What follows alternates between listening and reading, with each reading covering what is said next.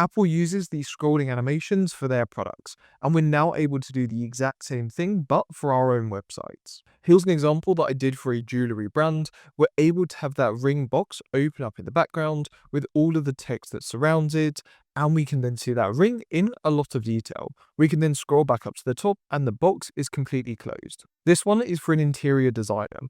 We can have it so the entire furniture explodes from a box when they may be moving into the apartment, and that's how we can bring it to life and create massively dynamic aspects within our websites. Or we've got this one as well, which is a coffee machine being deconstructed and reconstructed so we can see exactly what it does. All of these were built with AI in a matter of minutes. And in this video, I'm going to show you the exact process to get those images generated with Nano Banana Pro, how we can bring them to life with Kling 3.0, use our Claude Code to bring it to life and write all the HTML code and everything we need for our website, and then how we're actually able to host it on GitHub. And last but not least, how we can host it all on Vercel so that people can actually come across and visit that new web page that we've developed. First things first, you'll need to come across and make sure that you've got VS Code or Cursor downloaded. It's going to make it much easier for this entire process. When you load up VS Code, it should look something like this. What we need to do first is come across to the marketplace. We need to search for then Claude and then Code. As you can see here, it should be the first option. And then we just need to make sure it's the official one and install it. Once you've got it all installed and you've logged in with your account, you should see a Claude icon on the left here. Start a new session, and then you'll see this tab that comes up in the center. So now we've got Claude Code. We also need to make sure that we've got a centralized place to store all of our files. So we're going to come across, open up a new folder, and we just want to find a place to store it. So you can come down and create a brand new one if you don't have it already set up. Once you load up your folder, you should have an empty site on the left-hand side here that is actually called whatever your folder is at the top here. Then we're just going to open up our Claude Code again, so we've got it in the center here. So now you should have your folder on the left and Claude Code in the middle. And if you don't want to use it through this particular interface, you can always come down, start up a new terminal. We can then do Claude and then dangerously skip permissions, and this will load it up so we can speed through all of the development without the approval process. So now that we've got our VS Code set up, we can come through to the first step in the process and generating the images for our specific product. For this, I'm going to come across to Key API because it enables us to access lots of different image and video generation tools and at a fraction of the cost than directly from the providers. So we're going to come down and use Nano Banana Pro for the specific image generation. If we load this up here, what we'll see is that we've got all of the prompt on the left-hand side for actually the instruction we want, any reference files that we can add, and the aspect ratio and the resolution. We need to make sure that the aspect ratio is set to 16:9 because that's going to be for our desktop view. We also need a minimum of 2K for that specific image, and that's going to cost you around 12 credits or around 6 cents per image. Now for the one that we're going to build today is going to be a coffee machine. So we'll get rid of that reference image, and then we're just going to come through and we're going to give it the prompt that we want to generate a studio photographed premium espresso machine. We want it to be stainless steel, matte black accents, and then just some best practice around how to get the images that we actually want. And there we go, we just got the image back, and I think that looks absolutely fantastic for that coffee machine that we want to use. Now we're going to need to make sure that we come through and download this specific image. We're going to call it coffee and then machine, starter, and then image. You want to make sure that you're saving this in the same folder that we opened up in our VS Code instance earlier on. Then what you want to do is come across to another instance of Nano Banana, just another one open, and then you're just going to explain the end screen that you want to see. So for example, in this use case, we're saying that we want to add the reference image that we generated just a second ago, and then we want to explain that we want it exploded with all of the components separated, floating in space with even gaps between them. So then we can see that entire coffee machine on the right hand side here completely deconstructed. So now we've got this image. Again, it will come through and save it to our folder. We're going to do coffee, machine, and then image. So then you should see that you've got the two images in the reference folder, of course, for that one that we generated earlier on. So now that we've got these reference images generated, we can come on to the next phase here, which is actually bringing them to life with Kling 3.0. So we'll come back to the model market. We're going to scroll down here. We should be able to see Kling 3.0 here. We're then going to make sure that this opens up. Now this is going to cost us because we're not going to use any sound and we just want the standard mode here. You can do the Pro for the higher resolution if you want. Play around with the both and see what works best. It's going to cost you around 10 cents to 20 cents to generate this output once you're completed. What we need to do is get rid of these standardized start and end frames. We then want to upload the starter image that we generated of that coffee machine all put together. And then we want to have the end frame set to that deconstructed one. So now we should have the start frame and the end frame that we need to get set up. If we then scroll down here, again, you can add in any additional shots or any sound that you want, but if we're using this on a website, we don't need that at all. Now we need to come down and give it a prompt and explain what we want it to do. So I'm just going to paste my prompt in there and we're going to say that we want to assemble the coffee machine slowly from, of course, the disassembled pieces, vice and versa. So if it's assembled, we can disassemble it and in between. So we're going to be able to explain all of those different parts in there. We're going to make sure that we change this to a 5-second duration, keep it on standard, and then we're just going to press run to get the output. The reason we want to do this is because I'm going to show you how we can improve the quality of the video on another platform so that we can actually get that HD looking aspect as a background versus the Pro that we tend to get from AI not being that good. And there we go. We've just got our video back, which I've played in the background there. As we can see, it's not perfect. We could do a couple more iterations, but it is going to be incredibly good for that background that we want to see. So again, we're going to come through and download this video. We're just going to call it coffee machine video. Now, for some of you, this will absolutely be fine enough to use, but if you want to take it to that next level for the quality, then what I recommend doing is coming across to platforms like Replicate here. Sign up for an account is totally free to get started with, but you'll just need some credits to upscale the video that we want. Once you've signed up for an account and just added $5 to your account, we then want to come to Explore and we want to do View Collections. We're then going to scroll down and you'll see that we've got enhanced videos here, and then we'll just be able to use Topaz to be able to upscale it. This is going to cost you around $1.60 to get it to that 4K quality that we want. So we're going to upload the reference video there. We're going to say that we want it to be 4K to look really good at the background of our website. And we're just going to press run. This is going to cost you around 8 cents per unit. But of course, depending on some of the settings, you're looking at a little bit more. So because we're looking at about a 5-minute video, about 4K, we're looking at around $1.60 to actually get this produced. And there we go on the right hand side, we can see that upscaled video. So we're going to go through and download this. We'll just call it coffee machine and then we'll say upscaled. And to show you quickly why we did that, this was the original version, of course, before we went through and upscaled it. Can you see how it's got the grainy footage in the background? This will be amplified when we put it on the website, and we want to make sure that we make it look as good as possible. And that's why we went through and upscaled it, which if I play this in the background here, looks significantly better for all of the different clarity aspects for that specific machine that we've just generated. So you don't have to do this, but I recommend doing it if you're going to be putting it on a final website. So now we've come through and made all of the images and videos that we need.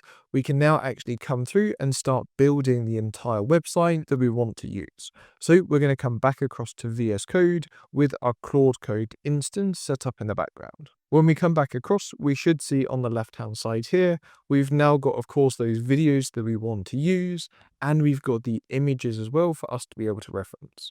But we're all done with that. Now we need to come into the center, and we're going to be using Claude Code. So now we're going to come down, make sure that we're in planning mode within our Claude instance. We're then going to simply say, hey, please can you go through? I've given you access to coffee-machine-video-upscaled. We need to use this as the background for a high-end website design. You need to make sure that you use FFmpeg to extract all of the different scenes that we need to use for the scrolling animation. And I want you to use the website design skill that I've given you access to. Now, I've also generated some custom skills, which if you come across to the community, you'll be able to get access to, and they've all got specific instructions. So for example, we've got the website copy for all of the text that we want on a website. We've got how to design that specific website as well. and how we can optimize it for SEO. All you need to do is make sure you down all of these folders, which will be in the community. Tell Claude that you want to install them as skills so that when you come back across to Claude, we can also do / website design, and it will be able to invoke it as we go through.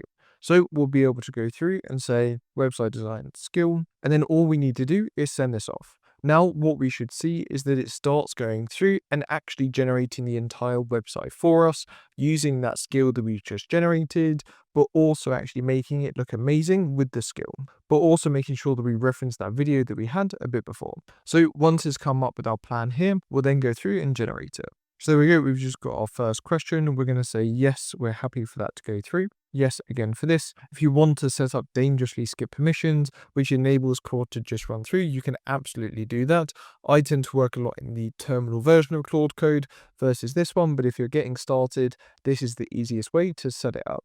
And there we go, we've now got that plan document, so we can read through all of this, understand what we're going to do, how to set it up. But for this use case, we'll be able to come back across, say yes, and we also want to auto accept edits. Now, if you're going to be doing this for your own website or for a potential client, I want you to remember the 60-30-10 color rule. We want one major dominant color, which tends to be 60% or more. We then want a second or tertiary color, around 30% needs to be made up of that color. And then we want some accent colors, around 10%. If you use this structure here, it will help improve, of course, the layout design that you're using, not only from the premium lens of the colors, but also the structure that it's going to use. The other side that's really important as well is the font that you want to use with it. There are some examples here that we can see, but what I also recommend doing is coming across to websites like Google Fonts, checking out all the different ones they've got. If you're on business, if you're on calm, playful, whatever it may be, copy the specific name of that font and then explain it to Claude Code or Gemini if you're using anti-gravity, how you want it to be structured, because it can come through and reference this specific style. And there we go, it's just gone through, finished everything up for us. On the left-hand side here, we can see all of the frames that it produced as well. So of course, this is just split it out so we're able to see each one as it goes through. So as we can see there, if we open on number 1, it looks nothing at all. If we open on number 58, it's a bit more pulled apart, number 90 and number 20. So as you can see there, it split it down frame by frame for us to be able to view. We're just going to come through and say, please can you go through and just start this on local host so that we're able to see it in our browser. What this is going to do is basically spin it up so the app is working locally, and then I'll show you how to push it onto GitHub for us to be able to actually deploy it on the web. So as we can see here, it's all spun up, and if I scroll down here, we've now got that animation in the background that looks absolutely fantastic. Again, we'd be able to go through and actually improve the rest of the copy if we wanted to as well, and of course that design in the background. We wanted to make sure that we use that higher quality video in the background, so of course we don't get any blurriness as it goes through. So now that we've gone through and generated the actual code, now we need to come through and push it to a platform called GitHub to store all of the files. So you want to come through, set up an account on GitHub if you haven't already. Again, all the links will be in the description. You want to come to the left, make sure that you come down to repositories, and then you just want to create a new repository. We're going to call this coffee and then machine as the repository name. You can give it a description if you want to. We want to make sure that the visibility is actually private, and we want to make sure that we create the repository down here. Now what we need to do is make sure that we've got our GitHub actually set up locally. I recommend checking out how you can do that in the community, but also if you just explain to Claude Code what you want to do, it will set up everything for you. What you do need to do though is copy this URL here, and then we want to come back. Please can you actually go through and push all of these files, make sure that they're all tidied up. We're not putting anything through that we don't need to. We want to make sure that we can host this on GitHub before we push it through to Vercel. We're going to paste that link in there, and now it's going to go and make sure that it's actually going to tidy up all of the files that we've got in here before we actually put it onto GitHub. Great, so we're all done and it's pushed it across to GitHub. So if we come back across, we should be able to just reload the page that we've got here and we should see all of the files as we can see in the background.